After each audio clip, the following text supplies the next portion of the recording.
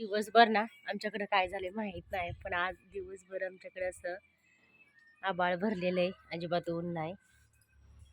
हे बघा, अजिबात ऊन म्हणलं तर अजिबातच नाही. आज आमच्याकडं आबाळ गच्च भरलेले आणि थंडी म्हणलं तर भरपूर थंडी वाजायला लागली.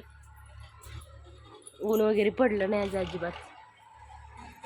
हाय नमस्कार, मी शोभा तुम्हा सगळ्यांचे अगदी मनापासून स्वागत करते माझ्या एका छोट्याशा ब्लॉगमध्ये. कशा आहात सगळेजण? श्री स्वामी समर्थ. आता वाजत बघा संध्याकाळचे 4:30 आणि झाडून वगैरे पडलेले असतं.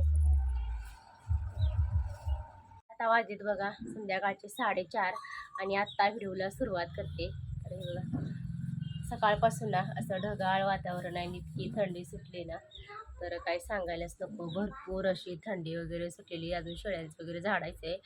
आणि आज ना सकाळपासून व्हिडिओ वगैरे शूट केला नाही. स्वयंपाक वगैरे काही नाही. माऊलीच्या पप्पांचं पण आज शनिवार आणि माझा पण उपवास पौर्णिमा.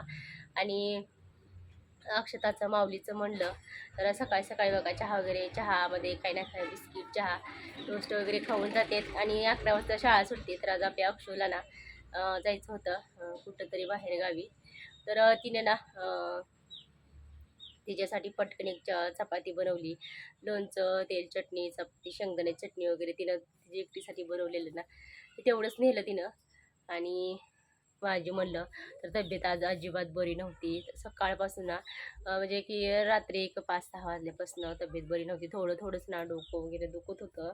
तर रात्री बघा तसा स्वयंपाक वगैरे केला तर व्हिडिओ अजिबात शूट केला नाही. तर अगोदर मला स्वयंपाक बनवायचं पडलं होतं. तर स्वयंपाक बनवून घेतला आणि असं जेवायचं म्हणलं, थोडंसं जेवण केलं तर असं उलट्या वगैरे चालू झाल्या. रात्रभर झोप नाही, उलट्या, थंडी, ताप, डोकं, चक्कर, माहीत नाही काय झालं काय नाही. अचानकच ना तर सकाळी उठायला मला 9 वाजल्या. तिथून उठलं, आंघोळ वगैरे केले की लगी दवाखान्यात.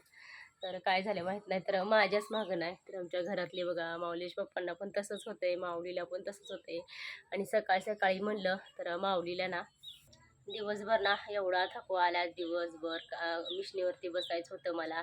अजून एका दुसऱ्या मैत्रिणीचे ना संक्रांतीसाठी ब्लाऊज आलेत, परत माझे वगैरे शिवायचं होतं मला. तर मिशनीवरती पण बसता आलं नाही. आणि कपडे भांडे म्हणलं तर आत्ता मी 4 वाजता केल्या. दिवसभर ना झोपूनच आहे, माऊली पण मी पण. आणि अक्षू पण आता शाळेत गेली ना, तिकडे खेळायला गेली, अजून आलेली नाही. आता येईल, कारण 4:30-5 वाजता येणार होती. येईल आता. आणि कपडे भांडे रात्रीपासून ना, रात्रीची स्वयंपाकाची भांडी, सकाळची स्वयंपाकाची. सकाळी जास्त स्वयंपाक नव्हता, एक चपाती बनवलेली अक्षतापुरते. तर सकाळची भांडी, रात्रीची स्वयंपाकाची, जेवण केले, तर सकाळची चहा वगैरे बनवलेला. आणि आता सकाळी बघा मी झोपलेली होती, मी आजारी होती ना. तर आत्यांनी भगर बनवलेली माझ्यासाठी. मग अशी एक 12-1 वाजता ना भगर बनवलेली. दवाखान्यात ना गोळ्या वगैरे खायच्या होत्या मला.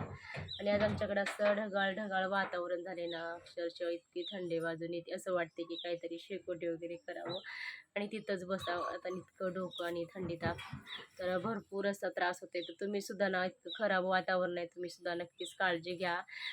गरम पाणी वगैरे पीत जावा. आणि माझं म्हणलं तर दररोजच गरम पाणी असते, तरीसुद्धा मला हे असं झालं आहे. आणि पित्ताचा त्रास, मला भरपूर पित्ताचा त्रास आहे ना, त्याच्यामुळं डोकं, चक्कर हे नेहमीच चालू असते. तरीसुद्धा मी सुधरून असते. आणि आता म्हणलं तर बघा आत्ताच कपडे धुतलेले, अजून ओलीच कपडे इथं. भांडीसुद्धा ना, भांडी पण मी आत्ताच केलेले आहेत. तर चला आता 4:30-4:45 वाजत आलेत. आणि शेळ्यांचं वगैरे झाडायचं आहे. शेळ्यांना गवत संपलेलं, पण गवत पण आणलं नाही, तब्येत बरी नव्हती म्हणून. तर बघू आता उद्या 2 दिवसाच्या ब्रेकनंतर परत गवताला जायचं आहे. गवताचं एक इतकं टेन्शन झालं, पिल्लांना गवत लागतं आहे आणि त्याच्यामध्ये ना अशी माझी तब्येत पूर्णपणे बिघडलेली आहे. तर असलं वातावरण आहे, तुम्ही सुद्धा तब्येताची काळजी घ्या. तर बघूया, असं ढगाळ वातावरण आहे. सकाळपासून ना भरपूर थंडी सुटलेली आहे आणि अजिबात म्हणजे थोडंसुद्धा ऊन पडलेलं नाही. आज सकाळपासून असं वातावरण आहे बघा. असं वाटतं की जणू काय धुकंच पडलेलं आहे, धुकं पडल्यासारखं वातावरण आहे. आणि अजिबात ऊन पडलेलं नाही. तर कपडे भांडी आज मी माझी 10च्या आत सगळं स्वयंपाक, कपडे भांडी सगळं होतं आहे 10 ते 11च्या आत. तर आज मला अक्षरशः 4 वाजलेल्या कपड्याला, भांड्याला. तर चला आता पिल्लांचं शेळ्यांचं सगळं झाडे वगैरे काढायचे. गवत म्हणलं तर गवत संपलेलं आहे. तर बघू आता माऊलीचे पप्पा आल्यानंतर वाडा आणतील थोडंसं 2-3 पेंड्या शेळीला. गवतसुद्धा सगळं संपलेलं आहे. चला अजून संध्याकाळची तयारी करायची.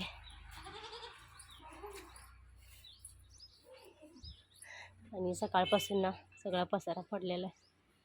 कसलं वातावरण झालंय, सगळं ढगाळ ढगाळ वातावरण. आली का? आली? काय झालं, काय होतं शाळेत? शाळेत नव्हतं काय, मग बाहेर गेलतो. कुठं काय आणलंय बघू? रांगोळी आहे. होय, सकाळी गेलेल्या 9 वाजता आता आलाय वे. आणि त्याच्या पलीकडे मध्ये काय डब्यामध्ये काय डबा आहे, टिफिन वे. आणि दुसरं काहीतरी आहे की नाही काय? होय. मुलीसाठी खायला काय आणलंय हे वय? काय आणलंय बघू? होय, तर माऊलीला असलं खायला तर लय आवडते. सकाळपासून एक तर काही खाल्लं नाही, तर बघू आवडते का नाही. आवडते ना, खायचं का ना ग मग.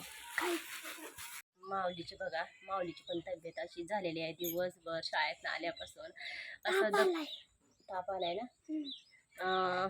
शाळेत आल्यापासून असं दप्तर ठेवलं की लगेच बेडवरती लोळायला चालू केलं. ब्लँकेट पांघरून दवाखान्यात गेलो.